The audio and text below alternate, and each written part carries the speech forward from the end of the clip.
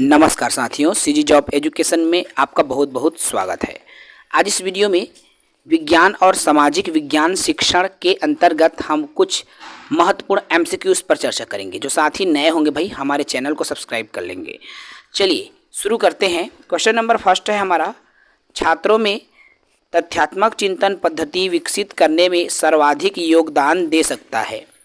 तथ्यात्मक जो स्किल है, तथ्यात्मक जो चिंतन है, उसको विकसित करने में सर्वाधिक योगदान कौन दे सकता है? ए सामाजिक विज्ञान शिक्षण, बी विज्ञान शिक्षण, सी राजनीति शिक्षण या डी भूगोल शिक्षण। देखिए भाई, ये चिंतन पद्धति की बात किया जा रहा है। ठीक है भाई, तो चिंतन पद्धति कौन विकसित करेगा भाई? विज्ञान का जो शिक्षण है वो क्या करता है? चिंतन पद्धति विकसित करता है। समस्या समाधान इसी से तो होता है ना भाई। ठीक है, चलिए अगला सवाल। क्वेश्चन नंबर 2 है, शिक्षक उद्देश्य के क्रियात्मक पक्ष का बिंदु है। ए समायोजन, बी अवबोधन, सी ज्ञान या डी प्रतिक्रिया।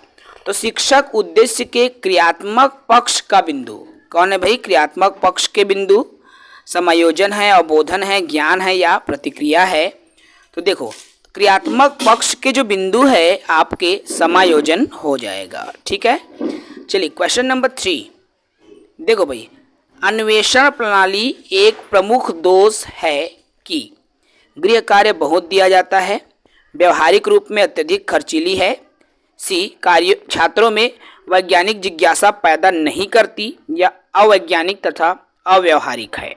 देखो भाई, यहाँ अन्वेषण की बात की जा रही है और अन्वेषण से तात्पर्य होता है खोजबीन करना। ठीक है भाई, अनुसंधान करना। तो खोजबीन, अनुसंधान, ये सभी अन्वेषण। तो इसमें क्या आ जाएगा भाई? क्वेश्चन नंबर 3 गृह कार्य दिया जाता है, ये तो नहीं होगा। ठीक है, देखो खोजबीन करोगे, हाँ ये थोड़ा सा क्या है भाई? खर्चीला है, व्यवहारिक रूप से थोड़ा खर्चीला है ना। ठीक है, चलिए अगला क्वेश्चन नंबर 4 चौथा है, अन्वेषण विधि कार्यविधि का प्रशिक्षण प्रदान करती है। यह कथन है बेस्ट का, पायने का, वेस्टावे का या इनमें से कोई नहीं। तो अन्वेषण विधि जो कार्यविधि है उसका प्रशिक्षण प्रदान करती है। तो यह कथन किसका है साथियों? वेस्टावे का। ठीक है भाई, सी इसका सही उत्तर हो जाएगा। अगले सवाल की तरफ बढ़ते हैं। क्वेश्चन नंबर 5 देखिए, क्वेश्चन नंबर 5 है, ह्यूरिस्टिक विधि छात्रों को प्रतिस्थापित करती है। एक क्या है? वैज्ञानिक के रूप में, योद्धा के रूप में, मानव के रूप में या यंत्र के रूप में। ह्यूरिस्टिक जो मेथड है उसकी यहाँ पर बात की जा रही है। तो किस रूप में भाई? तो एक वैज्ञानिक के रूप में छात्रों को प्रतिस्थापित करती है, अर्थात बच्चों में वैज्ञानिक दृष्टिकोण लाता है। ठीक है भाई। क्वेश्चन नंबर 6 देखो, क्वेश्चन नंबर 6 है, बालक की तर्क शक्ति के विकास के लिए उपयुक्त विषय है। ए हिंदी, बी अंग्रेजी, सी विज्ञान या डी संस्कृत। तो बालक में जो तर्क शक्ति विकास की यहाँ पर इस प्रश्न में बात की जा रही है। तो बालक में तर्क शक्ति विकास में कौन सा विषय आएगा भाई? तो आपका सी विज्ञान विषय आ जाएगा। ठीक है, चलिए अगला सवाल है हमारा क्वेश्चन नंबर 7। अब क्वेश्चन नंबर 7 क्या है? किस विधि को अनुसंधान विधि भी कहा जाता है? कौन सी विधि है भाई? अनुसंधान विधि। ए नियोजित अनुदेश विधि, बी संश्लेषण विधि, सी ह्यूरिस्टिक विधि या डी संभाषण प्रदर्शन विधि। तो अनुसंधान विधि किसका नाम है भाई? किसको और कहा जाता है ना? तो देखो भाई, ह्यूरिस्टिक जो विधि है इसी को अनुसंधान विधि भी कहा जाता है। ठीक है, चलिए अगला सवाल नंबर 8 है, विज्ञान शिक्षण में कार्यवाही से आशय है। क्या आशय है भाई? शिक्षक द्वारा दंडात्मक कार्यवाही, छात्र द्वारा गृह कार्य, बालक द्वारा उत्तेजना के आधार पर गत्यात्मक क्रिया संपादित करना, या डी उपरोक्त सभी। तो विज्ञान शिक्षण में कार्यवाही से तात्पर्य क्या हो जाएगा भाई? बालक द्वारा उत्तेजना के आधार पर गत्यात्मक जो क्रिया करना होगा। ठीक है, चलिए अगला सवाल है सवाल नंबर 9। देखो, विज्ञान शिक्षण के उपागम। अब विज्ञान शिक्षण के क्या उपागम है भाई? ए विकासात्मक प्रतिमान, बी संप्रत्यय निष्पत्ति प्रतिमान, सी अग्रिम व्यवस्थापक प्रतिमान, या डी उपरोक्त सभी। तो क्या हो जाएगा यहाँ पर प्रश्न क्रमांक 9 का उत्तर? देखो भाई, विज्ञान शिक्षण की बात हो रही है तो तीनों चीजें इंक्लूडेड है, इसलिए उपरोक्त सभी इसका सही उत्तर आ जाएगा। चलिए अगला सवाल है सवाल नंबर 10। देखो भाई, अभिविन्यास में तैयार किया जाता है। अधिविन्यास में बालकों का प्रगति कार्ड, कार्य की प्रगति का चार्ट, बालकों की प्रगति चार्ट या कार्य प्रगति चार्ट, प्रयोग संबंधी चार्ट या कक्षा में प्रयोगों का चार्ट। तो प्रश्न क्रमांक 10।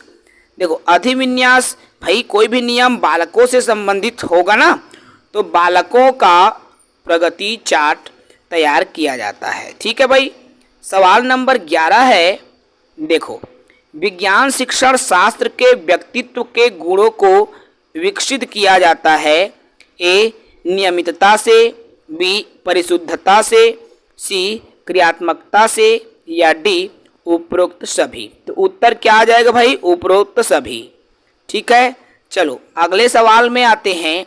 सवाल नंबर 12 है, विज्ञान क्लब का क्या उद्देश्य है? देखो भाई, विज्ञान क्लब का उद्देश्य ए छात्रों में वैज्ञानिक दृष्टिकोण उत्पन्न करना, बी अपनी रुचि एवं योग्यता का विज्ञान के क्षेत्र में प्रयोग, सी विज्ञान के आविष्कारकों से परिचित कराकर विज्ञान के सांस्कृतिक मूल्य से परिचित कराना, या डी उपरोक्त सभी। तो प्रश्न क्रमांक 12 है साथियों।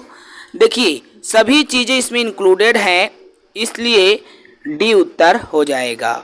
प्रश्न क्रमांक 13 में आ जाओ। निम्न में से किस विधि में छात्र काम करके, काम करने के साथ पर यह स्वयं करके, ठीक है भाई, क्या है? स्वयं करके। अब बच्चा कौन सी विधि में स्वयं करके सीखता है? तो भाई जिस विधि में आप स्वयं करके सीखोगे उस विधि का नाम अन्वेषण है ना भाई? अनुसंधान, खोज स्वयं करते हैं ना कि शिक्षक करेगा? नो, बच्चे स्वयं करते हैं। सवाल नंबर 14 देखो, प्राथमिक स्तर पर विकसित होने वाले कौशल है। क्या कौशल है जो प्राइमरी स्टेज में विकसित होता है भाई? चित्रकला कौशल, हस्तांतरण कौशल, प्रेक्षण कौशल, या ये सभी।